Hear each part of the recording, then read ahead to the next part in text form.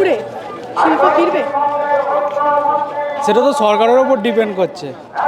আমরা চাই ফিরুক, ন্যায্য মূল্য চাষিদেরকে দিয়ে হোক। এই সিঙ্গুর থেকেই সিপিএমের পতন হয়েছিল, আর এই সিঙ্গুর থেকেই তৃণমূলের উত্থান হয়েছিল, আর এই সিঙ্গুর থেকেই বিজেপির উত্থান হবে, তৃণমূলের পতন হবে।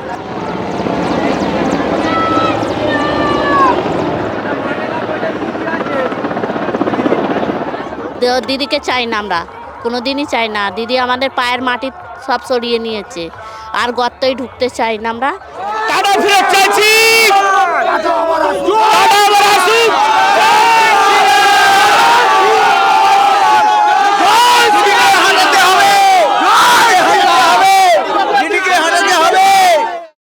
ফলো করুন আনন্দবাজার.com।